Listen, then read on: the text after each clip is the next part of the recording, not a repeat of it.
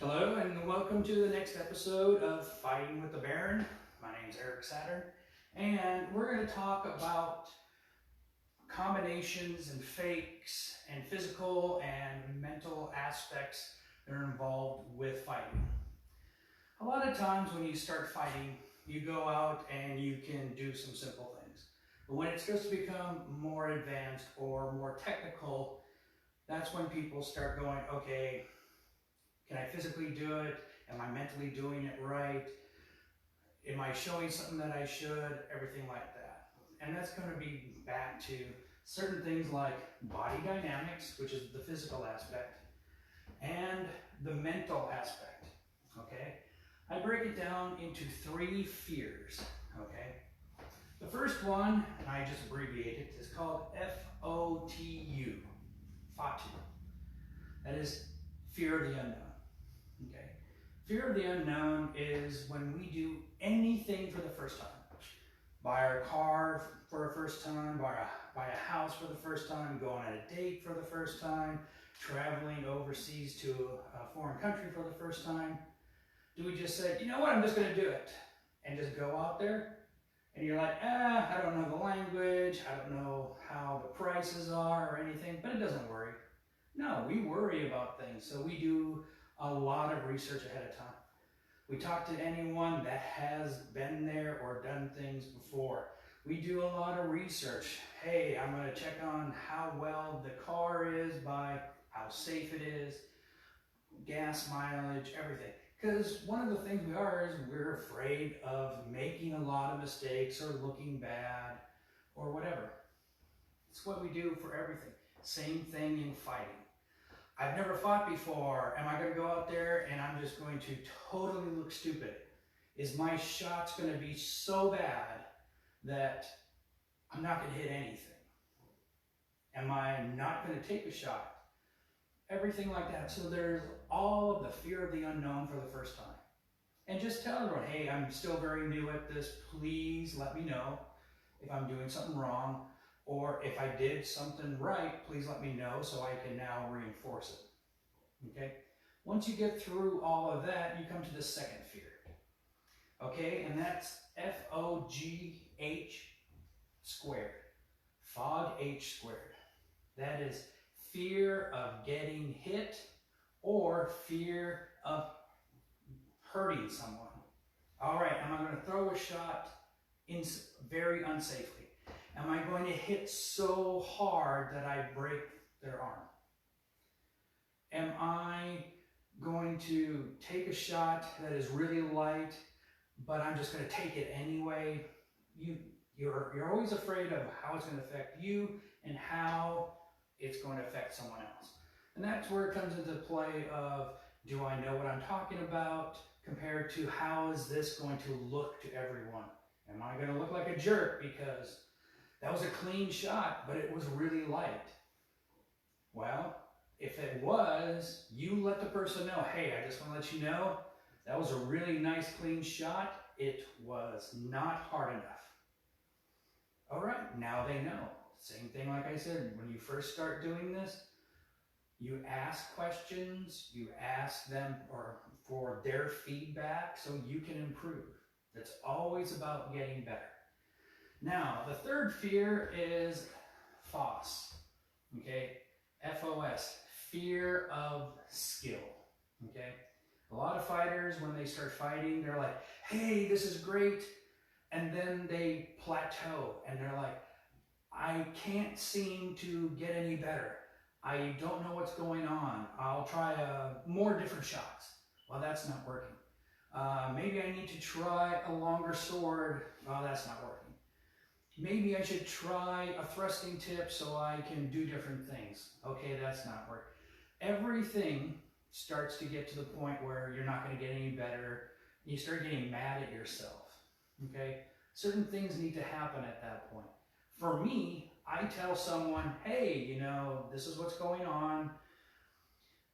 What I think you should do is, instead of going sword and shield, try Florentine, 2-sword. Or, hey, you know what? Get rid of that and go single sword, 2-handed, single sword, or a pole arm. Now what you're doing is you're kind of getting that brain block or writer's block, as some people call it, out. Okay, that's gone. And now you're trying something new. So you're relearning something different. What that's going to do is it's going to start clearing out your mind, getting rid of that roadblock, and you're going to try different things.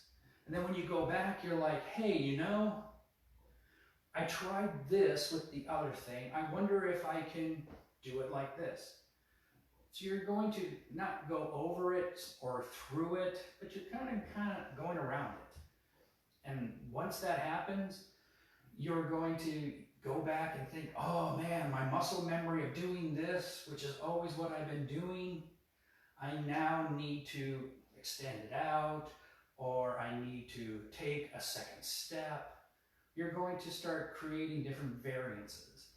Now, this is what's going to happen when, like I said, when you go from fighting when you're 20 to fighting when you're 40. You're going to go through an entire different, well, I was young and energetic and I could jump up. Well, 48, nope, can't jump up anymore, so those shots are gone. But I still want to give them the fear that something else could happen. I need to start throwing this type of shots. Now, when you start doing that, you're starting to develop multiple shots. So what we're going to do is we're going to start with some fakes, and then we're going to talk about the combinations. Okay? Now, I put this in because I tell everyone when you first start fighting, get into your stance, you take your step, you throw, and you take and you just land one shot. Don't think of all these other shots. Don't get so confused in your mind. One shot. You see what's open and you throw for it. Nothing else. You're not going to cause conflict in your mind. You're not going to cause conflict in your body by, well, I'm going to throw this, but I need to prepare for it, and I totally got out of form. Okay? Get into throwing shots. Head, leg, opposite head, everything like that. Just one shot, one movement, one complete set. All right? Do that for quite a while. Then you can start building. Like I said, we're going to start with some fakes. Okay? The general fake that's going to happen is everything from not landing the shot that you're throwing. Okay? Perfect example, shoulder fake. Okay? Like I said, if you drop your shoulder, you're usually going to be going from waist down to the leg. Boom. Okay? Now, you can do a shoulder fake by going, I'm dropping my shoulder, and then when I finish, I'm actually going to raise it up. That's a shoulder fake. Same thing, you can go high and then drop it low for the leg. What this is going to do, for example, is someone who's fighting sword and shield. If you go low for the leg, some people have a tendency of either dropping the shield, which exposes the head, unless they block it with the sword, or they're going to have a tendency of leaning in to drop the shield, but then your head is getting closer. So it's the same exact effect. The double pump. The double pump is essentially throwing two shots, the exact same two shots, but the first one is you already know you're not actually going to land it. An example is throwing a shot, and what I do is, and I'm going to explain it, is whenever you're throwing a shot, you always step forward, all right? You want to create the movement, the range, the power from the hip, and then you start throwing a shot. For a good double pump is, what you do is you don't make the movement. You throw without stepping. You throw, and then you step, and then you bring it back. You don't carry the shot all the way through. So you throw, stop, and then step and throw. That's a double pump. It's throwing two shots at the same place. Some people will actually throw and hit and then bounce back and then throw. Some people will punch and then complete a second shot. Everyone fights differently. You might be going, man, I could just do this really good. Okay, then that's yours. You can also go and do the same thing by going fake down and then fake up. So that's more of the advanced when you're throwing a second shot on a slight variance from the first. Okay? It kind of encompasses a fake, but you've already essentially committed to the first one because you're not actually planning to land the first shot. Okay? Now that encompasses what's known as the low-high or the high-low. Very few times do you go high-low. Most of the time you go low-high. What I mean by that is it's a bigger variant of the double pump. Now back to body dynamics. Okay, like I said, your body always wants to stay in balance. So if you're throwing down and you're not stepping, you're out of balance. That's why you need to step to keep in balance so you can throw a second shot. The low-high is the fact that you're throwing the exact opposite shot. Now what I mean by that is if I go and I throw a low leg shot, I can the best thing to do is actually land the shot. Even if it's just hitting the shield, that's good. Because once you hit a shield and you're planning on throwing at least 2 shots, the whole purpose is if you hit the shield now becomes a rigid rebound barrier. What does that mean? If you hit something soft like a pillow, shot is dead. It's like, okay, it's dead now. I have to regenerate all that kinetic motion back. If you hit the shield, boom, you can use the rebound energy to go and throw your second shot. That's why, because of balance, if you throw low for the first one, it is very easy and very fast to throw high for the second. And when I say opposite, I mean opposite side of the body. Low left leg, high right head. Okay? When this is done multiple times, you get the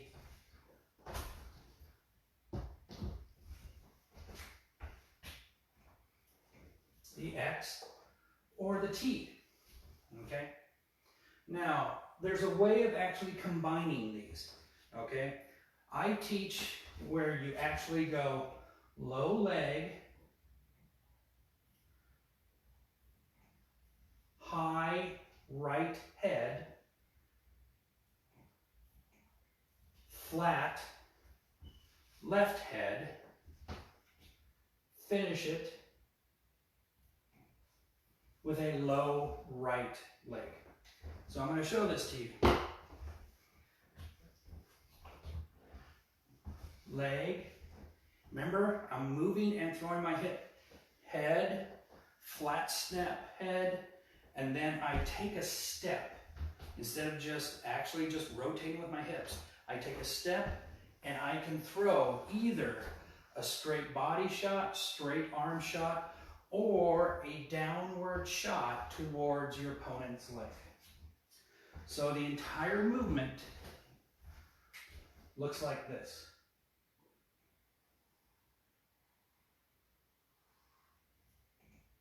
Or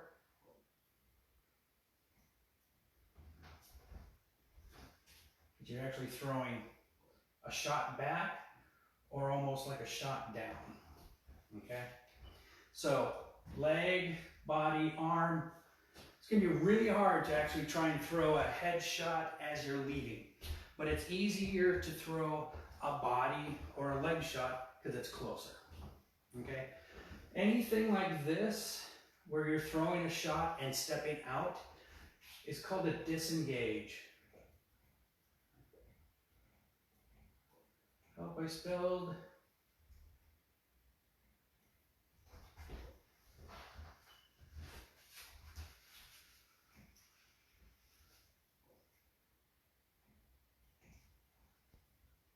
It's A-G-A-U-G-E or G-A-G-E. It's not gag. It has to be U. All right. Now, those are the 4 shot combinations. Now, most of the time, you should never throw 4 shots, okay? If you can do 2 shots, great. 3 shots, you're doing pretty advanced stuff. But I teach this so that everyone gets a full body movement and understanding how the body dynamics works. So you can throw same exact thing. If you want to throw opposite side leg or body, same side head, or correction, shield side head, sword side head, right side leg. It's going to be kind of weird because you actually have a tendency of hitting the shield. So that's probably not going to work really great, but your opponent's coming in on you. It's a great way to make your opponent stop moving or potentially leg him, and your life has gotten a lot easier. Okay? So with all these different combinations, your body wants to stay balanced. That's why throwing the same shot, like I said, if you want to do that, you do it as a double pump and you practice that. Otherwise, if you want to do a high-low, it's always good to do, or low-high, low-high opposite. Okay? Now, like we said before in the class on sword and shield, this can also be done as a secondary move to a block. So, say you're in your stance, and all of a sudden, someone throws a shot to the right side of your head. You go like this, boom, you can take this as your first movement, and you're throwing the second. And not just going block and then strike. It is one full body movement exercise. So, essentially, it's same shot again, like I said during sword and shield. When you start practicing, after the 2-minute drills, each one does single shot. Whatever you're fighting with your opponent, single shot, you block. They throw a shot, you block.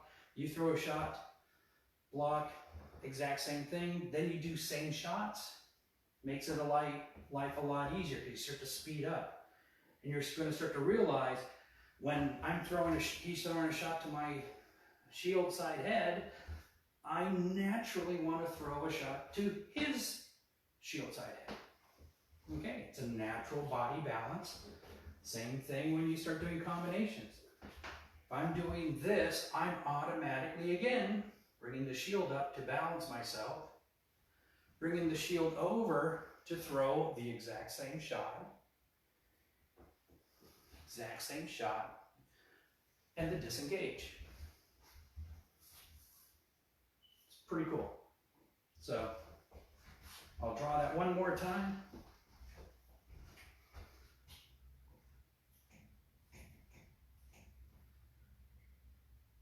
So I throw, get different.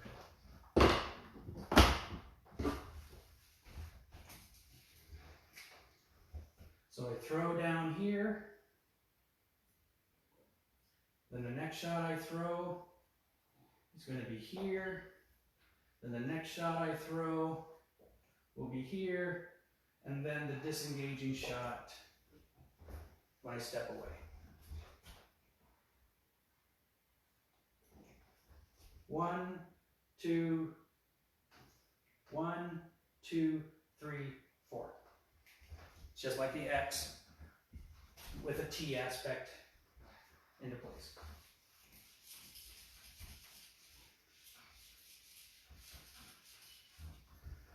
Hopefully I'm not confusing too many of you on some of this. I try not to. I try and make it easy so that you understand, why is my body doing this? Or why am I fighting against my body? Maybe because you're stepping wrong and I'm stepping with my left leg and I'm throwing towards the left side of the body. Why is my lower back hurting? because you're not stepping right and you're not throwing the shot that is appropriate for the hip.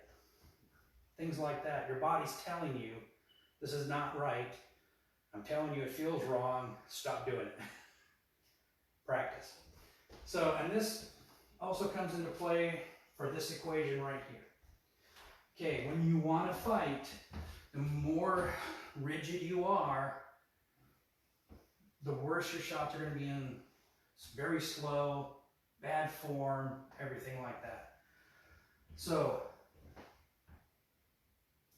to relax while fighting, as long as, like I said, in the first fear, I don't know what I'm doing, you're not relaxed.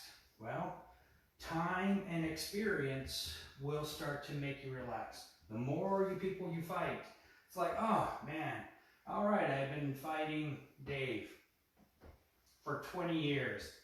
I know how to fight Dave. That doesn't mean I beat Dave, but I know how he fights, so I'm not going to go there. Oh, he's fighting like this. I wonder what I should. You were thinking too much. You didn't look. You didn't see the stance. After a while, you're like, oh, I know what Dave's going to do. All right, if his stance is like this, he's going to be defensive. All right, he's actually leaning forward and has his right toe bent. His right toe's bent. All right, he's going to be very aggressive.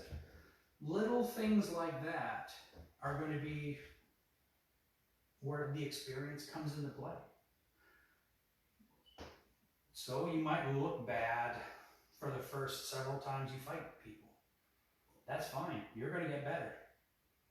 And they're going to want you to get better so that they can have a better fight. Pop. Okay? Probably should have started with pop because it's kind of a weird one to end with. But a pop is where you meet a brand new fighter and you're like, all right, I wonder what his reaction is going to be. How is he going to throw? How is he going to move? So what you can do is you get your nice little sword and shield ready. And what you do is you kind of do a little and see how they react. See if they're like, if they take a step back, all right, they're going to be playing a range game. All right, they're going to wait for you to throw. They step back and then they're going to counter. Got it. Or you can go and do a pop and they're going to go, yeah, I'm not going to commit to anything until a complete step is taken. Oh, you got to worry about those people because they've been doing it for a long time.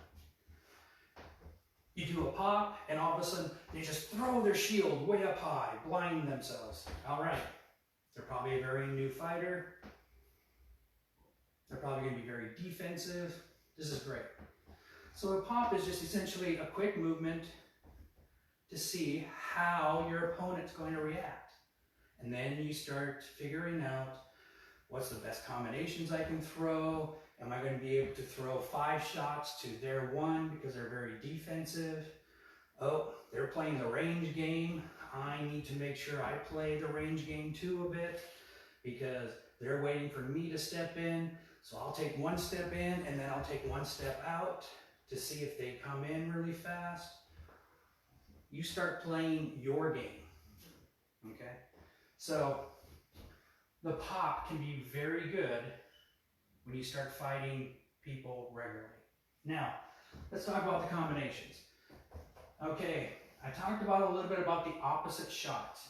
Okay, if you're throwing here, the opposite shot should be up here. Now, like I said, since men's center of gravity is higher, throwing a flat snap like this is actually very easy because our center of gravity is right here and we're just rotating it.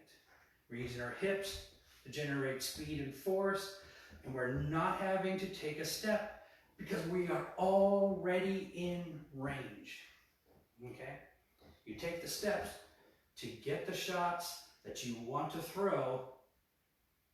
Once you're in range, now, as we did with the movement, you know, the linear, the T, the arc, you can just take a step, do a little arc, try and get around a person, their sword, their shield. Maybe you'll fake high and I'll actually drop the sword. So instead of throwing to the head, I'm throwing down. So the person's going to go high for the head to block, and the shot is going to come straight down onto the arm. The person's going to go, ah, I fell for it. Okay? Lots of fakes, but that's the other thing too, and I'll finish with the fake on another aspect. But these are where you start throwing all the combinations. Like I said, leg, head, step away, shot to the leg or the body, see what's there. Also, it has a good chance of them stopping if they were going to try to attack you again. Some other good combinations, say for example, you're a lefty, okay? This question was brought up to me last week. What is a really good shot for me to start practicing with as a lefty? Okay, lefties and righties fight differently.